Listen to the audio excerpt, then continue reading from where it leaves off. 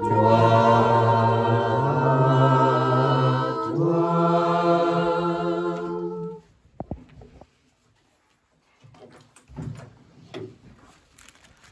ce temps-là, le Seigneur dit cette parabole.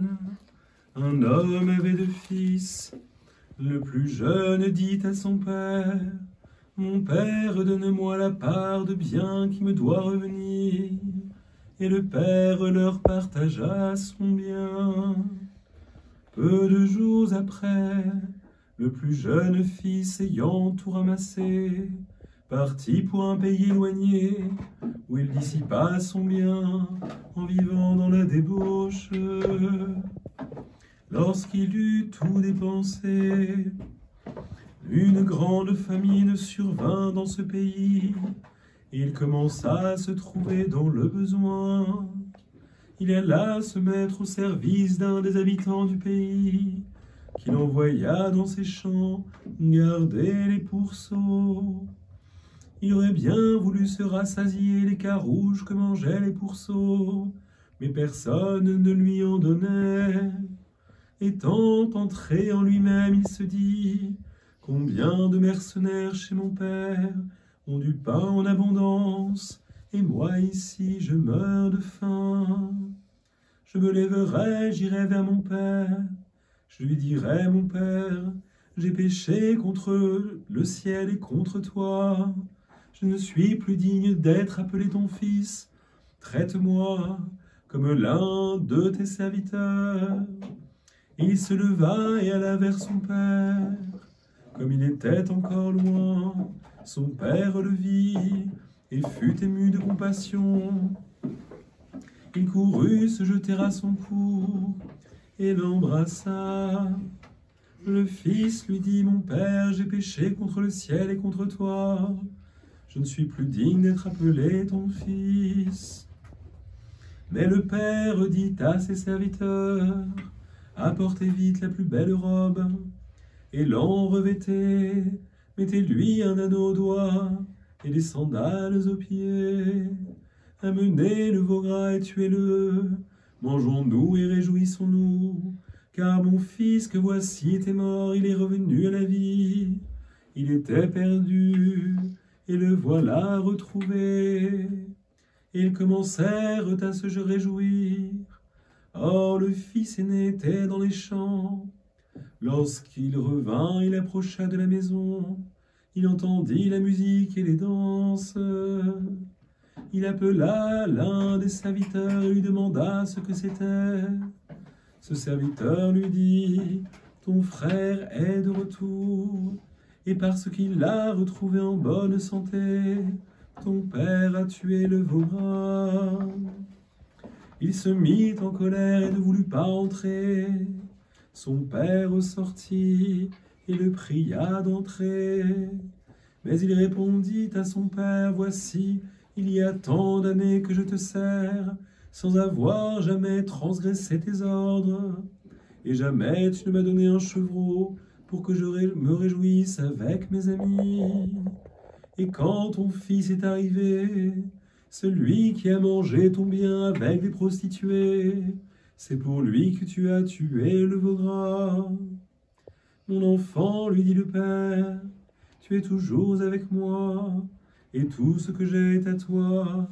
Mais il fallait bien s'égayer et se réjouir, parce que ton frère que voici était mort, et qu'il est revenu à la vie, parce qu'il était perdu,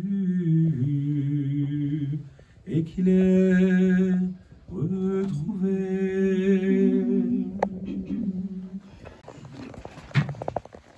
Au nom du Père, du Fils et du Saint-Esprit, bien chers frères, bien chers amis. Nous venons d'entendre l'évangile du Fils prodigue, l'une des paraboles sans doute les plus célèbres du Seigneur. Et pourquoi venons-nous de l'entendre? Parce que en ce 63e jour avant Pâques, ce deuxième dimanche du Triode, l'Église nous fait nous rappeler cette parabole du Fils prodigue. Donc ce fils qui a dépensé toutes ses richesses, toute la fortune de son père, la moitié de la fortune de son père qu'il avait réclamée dans un pays lointain, dans une vie de débauche et qui finalement se retrouvent à avoir faim. Les pères de l'Église ont bien évidemment vu dans ce fils parti au loin l'image d'abord, dans une première lecture, du peuple des gentils. Il y a un fils qui est resté fidèle, il y a le fils qui est resté auprès du Père, qui est le peuple d'Israël, qui connaît le vrai Dieu, qui reste auprès de lui, qui essaie d'appliquer ses commandements, qui essaie d'appliquer sa loi. Et il y a l'ensemble du reste de la population du monde, c'est-à-dire les gentils, les nations, les païens, qui eux se sont écartés des voies du vrai Dieu et pour autant vont être rappelés à lui grâce à la prédication du Seigneur, grâce à ce veau gras qu'on a immolé pour eux, c'est-à-dire le Seigneur Jésus-Christ mort sur la croix et ressuscité pour donner la vie à tous les hommes du monde s'ils le souhaitent, s'ils veulent le suivre. Cette parabole nous dit donc, dans cette première lecture, la jalousie du peuple d'Israël, de l'Israël selon la chair, de l'Israël, on pourrait dire, ethnique, qui n'a pas accepté que tous les peuples fussent appelés à ce salut parce qu'ils étaient jaloux de ce privilège qu'ils avaient. Ils pensaient que l'élection du Seigneur était un signe de supériorité intrinsèque, essentielle. On retrouve ça dans les dérives du faux judaïsme talmudique qu'il y a à l'heure actuelle. Et on voit bien dans ce frère aîné, en tout cas ce frère qui est resté auprès du Père, cette jalousie terrible et ce manque d'amour, ce manque de joie précisément pour cette conversion des nations, cette conversion des païens, cette conversion des gentils. Mais plus profondément encore, les pères nous l'ont dit, le fils prodigue, c'est pas seulement le peuple des gentils, par opposition à Israël, c'est l'humanité entière qui, avec la chute, s'est éloignée de la présence de Dieu et elle est dépensée son bien dans une vie de débauche, dans une vie dans laquelle le Seigneur n'est plus présent et qui ne peut se repentir, qui ne peut retourner vers le Père qu'à travers une certaine souffrance, à travers un chemin de conversion, un chemin de pénitence, un chemin de transformation intérieure. Ainsi, dans cette lecture-là, la lecture la plus importante, la plus profonde, nous pouvons comprendre que cette richesse que nous dépensons, que nous avons dépensée loin du Père, eh bien c'est un problème qui continue de nous concerner, chacun d'entre nous. En effet, quelles sont les plus grandes richesses que le Père nous a données? Ce sont la vie, et dans cette vie matérielle, physique, temporelle, c'est le temps. Nous sommes riches de notre temps. Tous les jours, toutes nos journées de 24 heures, eh bien, nous nous rendons compte que nous gaspillons la plupart de notre temps, soit des occupations certes nécessaires, comme celle qui consiste à gagner sa vie, mais parfois aussi, et peut-être surtout également, des occupations futiles, des distractions, quand ce n'est pas des péchés, des médisances, des disputes, alors que tout ce temps, toute cette richesse du temps que nous avons, il revient à Dieu. Dieu nous a donné le temps pour nous sanctifier et pour autant nous le gaspillons comme le fils prodigue en dissipation vaine parce que finalement nous avons beau savoir que le plus important c'est de nous tenir en présence de Dieu, c'est de sanctifier notre vie, d'être en union avec le Seigneur. Et bien comme nous sommes charnels, comme nous sommes grossiers, comme nous sommes lourdement marqués par la matière, eh bien c'est ce Dieu qui n'est présent qu'à notre cœur, qu'à notre esprit, qu'à notre âme, nous semble trop lointain pour qu'on y consacre du temps. Il nous semble trop abstrait pour qu'on tourne nos pensées vers lui. Il nous semble trop évanescent pour attirer véritablement et retenir notre attention. C'est pour ça que notre attention, notre temps, dans la majorité des jours de notre vie, va se dérouler à la poursuite d'amusements vains, d'activités, en tout cas dans lesquelles on ne glorifie pas le nom de Dieu, d'activités dans lesquelles Dieu, finalement, est absent, lui qui est partout présent. Donc si l'Église nous fait entendre aujourd'hui cette parabole, c'est d'abord pour que nous ne perdions pas l'espoir en la miséricorde du Père, malgré nos péchés, malgré nos imperfections, malgré toutes nos erreurs que nous commettons chaque jour de notre vie, le Père a toujours un cœur aimant et ne demande rien de mieux que notre retour dans sa maison, c'est-à-dire dans le royaume qu'il a préparé pour nous, dans la vie éternelle avec lui. Mais pour autant, il faut qu'on fasse ce travail justement de retour vers lui. Et ce retour vers lui, l'Église nous en propose une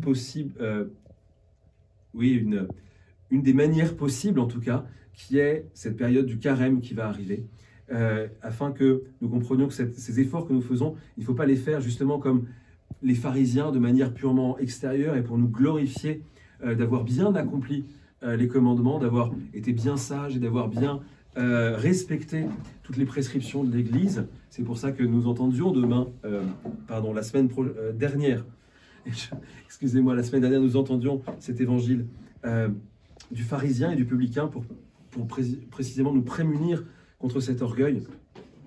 Donc nous devons avec beaucoup d'humilité utiliser ce moyen que l'Église nous donne, que l'Église nous transmet pour nous purifier, pour faire ce retour vers le Père et enfin justement ne plus dissiper les biens les plus précieux qu'il nous a donnés, c'est-à-dire la vie, c'est-à-dire le temps en des occupations vaines loin de lui, mais que nous nous concentrions sur sa présence, que nous nous concentrions sur la prière, que nous nous concentrions sur la charité fraternelle aussi, que nous prenions soin également les uns des autres afin de nous préparer à régner avec le Christ qui vit et règne avec son Père dans l'unité du Saint-Esprit, maintenant et toujours et au siècle des siècles. Amen.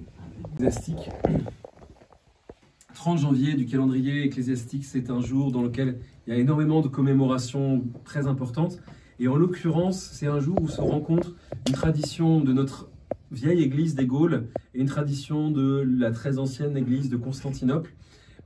Dans les Gaules, nous célébrons Sainte Bathilde, reine des Francs, qui a été régente du royaume des Francs, qui a été mère de 3 rois, qui est ensuite devenue moniale, qui a donné quasiment la totalité de la fortune qu'elle avait pour les monastères, pour fonder des monastères, notamment dans la ville de Chelles, et qui a été vénérée, canonisée quasiment immédiatement après sa mort par la ferveur populaire, et qui a fait de nombreux miracles sur sa tombe. Cette reine Bathilde était extraordinaire parce que elle était vraisemblablement d'origine saxonne d'après la première de ses vies, mais surtout elle était esclave. C'était une époque où existait l'esclavage encore dans ces contrées de l'ancien empire romain, maintenant passé aux mains barbares. Et donc c'était une jeune esclave qui a finalement, de par sa vertu, nous dit son biographe, de par sa beauté aussi également, a intéressé un maire du palais, Herbroïne, et ensuite elle a pu rencontrer celui qui allait devenir son mari, le roi Chilpéric, je crois.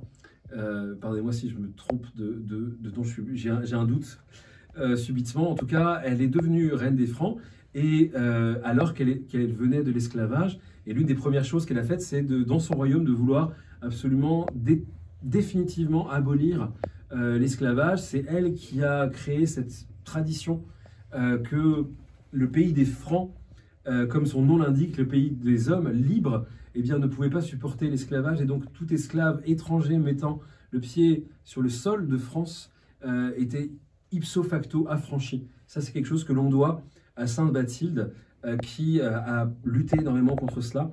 Elle a lutté aussi très curieusement contre l'avortement, parce que à cette époque-là, les systèmes d'imposition étaient très injustes, et plus on avait d'enfants, plus on payait d'impôts. Et on payait par tête une grosse somme, ce qui conduisait en fait malheureusement beaucoup de pauvres gens, pour éviter de payer trop d'impôts finalement, à avorter leurs enfants, ou en tout cas les abandonner, ou des coutumes comme ça absolument atroces. Et donc elle a recueilli un certain nombre de ses enfants, elle a essayé elle a appuyé l'Église pour décourager ces pratiques, mais surtout elle a compris qu'il fallait remonter à la source et qu'il fallait changer le système d'imposition qui avait entraîné cette dérive.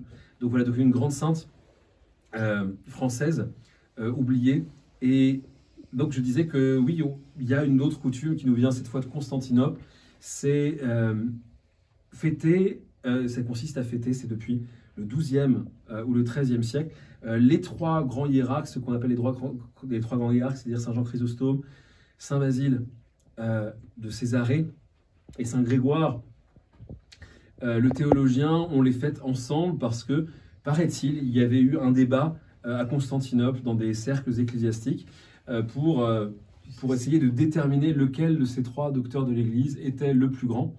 Et ça avait été résolu par justement un ecclésiastique qui avait eu une apparition des trois en même temps, lui disant que c'était une question stupide, et que qu'il n'y avait pas de plus grand, qu'ils étaient voilà, tous les trois ensemble dans le royaume, et que voilà, il ne fallait pas déterminer lequel des trois était le plus grand. Donc voilà, je vous laisse sur ces considérations.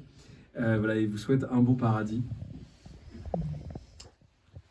Et très bonne fête à vous.